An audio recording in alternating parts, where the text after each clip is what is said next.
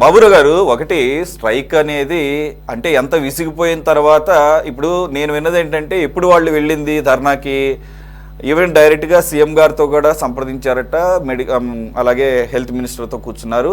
వాళ్ళంతా పాజిటివ్గా ఉన్నారు, కానీ ఎక్కడా కూడా చర్యలు కనపడటం లేదు. అంటే ఇంప్లిమెంటేషన్ లేదు కాబట్టి ఇది ఇంకా లేట్ అవుతుంది. మరి వాళ్ళు ఉదాసీనతతో ఉన్నట్టుగా వీళ్ళు వదిలేలేరు కదా, వీళ్ళకి కెరీర్కి సంబంధించింది కాబట్టి each and everyday matters. So దానికోసం వాళ్ళు ధర్నా చేశారు. ఓకే, ధర్నా చేస్తే ఏమైంది? అదేం పొలిటికల్ ధర్నా కాదు కదా. What's wrong in not allowing them? దానికి లిఫ్ట్ చేయాల్సిన అవసరం ఏంది? పోలీసుని ఇంటర్ఫియర్ అవ్వాల్సిన అవసరం ఏంది? There won't be any law and order issue. ఎందుకని ఏ గవర్నమెంట్ అయినా కానీ ఎందుకని పొలిటికల్ యాంగిల్లో చూస్తారు? ఎందుకు అసలు ధర్నా అంటేనే ఎందుకు కంగారు పడిపోతుంటారు, భయపడిపోతుంటారు, హడలిపోతుంటారు? సార్, పొలిటికల్ యాంగిల్లో అంటే అది వేరే విషయం, ఇంటెన్షన్స్ వేరేగా ఉంటాయని. ఇక్కడ అది లేదు కదా, స్టూడెంట్స్ కదా ఎండ్ ఆఫ్ ది డే. దీన్ని ఎలా చూడాలి సార్? అందరికీ నమస్కారం. 1500 మంది ఎఫ్ఎంజీ స్టూడెంట్స్ యొక్క జీవితాలకు సంబంధించిన సమస్య. నాకు తెలిసినంత వరకు 13 నెలల నుంచి ఈ సమస్య ఇలాగే కొనసాగుతూ ఉంది, ఈరోజు పుట్టింది కాదు. అలాగే ఈ స్టూడెంట్స్ని వాళ్ళ పర్మనెంట్ రిజిస్ట్రేషన్ ఇవ్వకపోవటం వల్ల వారు వైద్యం అందించడానికి అవకాశం లేదు, 2 ఉన్నత విద్య అభ్యసించడానికి కూడా అవకాశం లేదు. అలాగే ఈ 1500 మందికి వైద్యానికి అవకాశం ఇవ్వట్లేదనంటే కొన్ని వేల మంది పేదలకి, మధ్యతరగతి వాళ్ళకి వైద్యం అందించే అవకాశం కోల్పోవటం వీళ్ళకే కాదు, అటు పేషెంట్లకు కూడా సమస్య. దీన్ని ఒక ముఖ్యమైన సమస్యగా తీసుకుని ప్రభుత్వం పరిష్కరించాలి. అలాగే మన దేశంలో అందరికీ చదువుకునే అవకాశం లేనప్పుడు లక్షల రూపాయలు ఖర్చు పెట్టి, అది 40 లక్షలు అవ్వచ్చు, 60 లక్షలు అవ్వచ్చు, 6 ఏళ్ల పాటు విదేశాల్లో వ్యయ ప్రయాసాలకి ఓర్చి అప్పులు చేసి మరి ఇవాళ, ఎందుకంటే అందరూ ఎక్కడ విదేశాల్లో చదివినా స్వదేశం చదివినా అన్ని బ్యాంకులు ఇతర అప్పులు తీసుకునే చదువుతున్నారు. మరి అటువంటిది అట్లా ఉన్న వాళ్ళని ప్రభుత్వం ప్రోత్సహించాలి, వాళ్ళకి అవకాశం కల్పించాలి.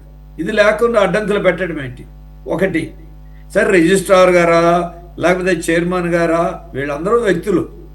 ఒక ప్రాబ్లం వచ్చింది, ప్రభుత్వం ఎందుకని వైద్య శాఖ మంత్రి గారు సత్యకుమార్ గారు చాలా యాక్టివ్గా ఉంటారు, ఎన్టీఆర్ జిల్లా ఇన్ఛార్జి మంత్రి ఆయన.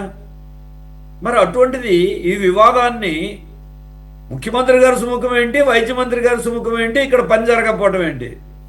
ఇవన్నీ మామూలుగా పాపం వైద్య విద్యార్థులు అంటే వారు సుముఖదానికి పాపం వాళ్ళు ఆశపడతా ఉంటారు. కానీ ప్రభుత్వం వీటిల్ని పరిష్కరించాల్సిన బాధ్యత ఉంది. వరలక్ష్మి గారు చెప్తున్నారు అధికార యంత్రాంగం పనిచేయట్లేదని.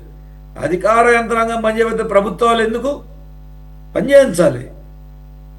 పోనా అధికారి పనిచేయట్లేదు, తప్పు పాటించట్లేదు అనుకోండి, మీరు దాని మీద ఏంటి, అందరితో మీటింగ్ వేయండి, సరిదిద్దే ఆదేశాలు ఇవ్వండి, అమలు చేయించండి. మరి అలాగే ఒకటే ప్రశ్న, ఇతర రాష్ట్రాల్లో ఇక్కడ ఆంధ్రప్రదేశ్కి సంబంధించినటువంటి ఎఫ్ఎంజీస్ ఇతర రాష్ట్రాల్లోకి వెళ్ళి ఇదే బ్యాచ్ వాళ్ళు అక్కడ ఎలా సర్టిఫికెట్ పొందారు, ఎలా వాళ్ళ పీజీకి హాజరవుతున్నారు, ఎలా వాళ్ళ వైద్య వృత్తిలో ఉన్నారు? మన దేశంలో మరి పోనీ వీళ్ళు కూడా కూటమే కదా, పోనీ అలా అనుకున్నా దేశం అంతా ఒకటే రూల్ కదా, ఒక రాష్ట్రానికి ఒకటి లేదు కదా. పోనీ కొత్త రూల్స్ ఏదైనా మీరు ఫ్రేమ్ చేస్తున్నారు అనుకోండి, నెక్స్ట్ బ్యాచ్ నుండి అమలు చేయండి. వీళ్ళ పనైనా ముందు ఈ బ్యాచ్కి ముందు మేము కొత్త రూల్స్ ఫ్రేమ్ చేసాం అని ఏదైనా చెప్పుంటే సమస్య కాదు. కాబట్టి ఎక్కడ దీనికి ఇంతవరకు ఒక సరైనటువంటి సమాధానం, అసలు కారణం ఏంటని చర్చించాల్సిన దుస్థితి రావటమే చాలా బాధాకరం. రీజన్ ఇది అని ఇంతవరకు ఒక వైద్య మంత్రి గారు లేకపోతే ప్రభుత్వం తరపున దీనికి మేము ఇవ్వట్లేదు ఎందుకు, లేకపోతే ఇలా ఇస్తాము, ఇది నిబంధన అని ఇంతవరకు స్పష్టమైన ప్రకటన చేశారా? ఎందుకు చేయలేదు? అంటే దీంట్లో సమాధానం చెప్పే అవకాశం ప్రభుత్వానికి ఏమీ లేదు. ఇదేదో వ్యక్తులు రిజిస్ట్రారు వాళ్ళ చుట్టూ తిప్పడం కాదు. ఎవరైనా వ్యక్తులు వాళ్ళ అభిప్రాయాలు ఎలా ఉండొచ్చు, నిబంధనలు పాటించాలి. అలాగే మంత్రి లోకేష్ గారు కూడా జనరల్గా ఇటువంటి ఏదైనా వస్తే ఒక మెయిల్ పెట్టిన వెంటనే స్పందిస్తున్నారు. ఇది ఊరంతా అందరికీ తెలిసిన విషయం, నెలల తరబడి చేస్తున్న విషయం. జోక్యం చేసుకుని పరిష్కారం చేయండి, ఇందులో రాజకీయాలు ఏంటి? రెండవది, పోనీ వాళ్ళు ఆందోళన చేశారు, ఏం చేయాలి చెప్పండి పని? పోనీ మీరు ఒక కాగితం ఇచ్చి మేము ఇది లీగల్కి వెళ్ళండి అని ఒక కాగితం ఇవ్వండి, కోర్టుకు వెళ్తారు. లేదు మేము 10 రోజుల్లో పరిష్కరిస్తాం, మీ అందరు రండి అని కూర్చోబెట్టి మాట్లాడండి. లేదు 13 నెలలు అయిన తర్వాత ఎవరైనా ఏం చేస్తారు? ఆందోళన, అది హక్కుది, చేసే హక్కు ఉంది. ఆ ఆందోళన చేసినప్పుడు గతంలో ఏం చెప్పారు? గత ప్రభుత్వం ఏదన్నా ఎవరైనా అమరావతి కానీ మిగతా వాళ్ళు కానీ ఉద్యమాలు చేస్తే అణిచేశారు, పోలీసులు ప్రయోగించారు, కేసులు పెట్టారని. మీరెందుకు చేయాలి ఆ పని? మేము స్వేచ్ఛగా ప్రజాస్వామ్యతంగా చేస్తామని చెప్పిన వాళ్ళు స్టూడెంట్స్ని, అది కూడా గర్ల్స్ స్టూడెంట్స్ వాళ్ళ కూడా విచక్షణారహితంగా, ఎందుకంటే నేను కూడా వారందరూ పోలీస్ పెరేడ్ గ్రౌండ్స్లో ఉంటే నేను కూడా వెళ్ళి వాళ్ళందరినీ పరామర్శించి వచ్చాను. ఇప్పుడు మౌనిక వీళ్ళందరితో మేము మాట్లాడాం, వివరాలు తెలుసుకున్నాం. కొంతమందికి దెబ్బలు తగిలినాయి, పరామర్శించడానికి కూడా మేము వెళ్ళడానికి కూడా శ్రమ పడాల్సి వచ్చింది, అయినా వెళ్ళొచ్చాం. అందుకని ఇంత అవ్వాల్సిన అవసరం ప్రభుత్వం సమస్యని మీకు లోపల వీళ్ళు వెళ్ళి జగన్మోహన్ రెడ్డి గారిని కలిశారు, లేకపోతే ఇతర ప్రతిపక్ష పార్టీలను కలిశారు కూడా కలుస్తారు, తప్పే ఉంది. చంద్రబాబు నాయుడు గారు ప్రతిపక్షంలో ఉన్నప్పుడు ఆందోళన చేసే వాళ్ళందరూ వచ్చి అప్పుడు కలవలేదా? అప్పుడు జగన్మోహన్ రెడ్డి గారు ఇలాగే వ్యవహరించారు, చంద్రబాబు నాయుడు గారు కలుస్తారు కాబట్టి మేము పరిష్కరించమని.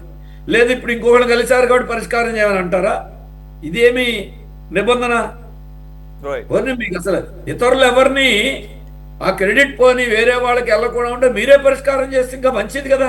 ఇతరులు ఎవరి దగ్గరికి వెళ్ళాల్సిన అవసరం కూడా ఉండదు కదా, అవకాశం కూడా మీరు ఇవ్వాల్సిన అవసరం లేదు.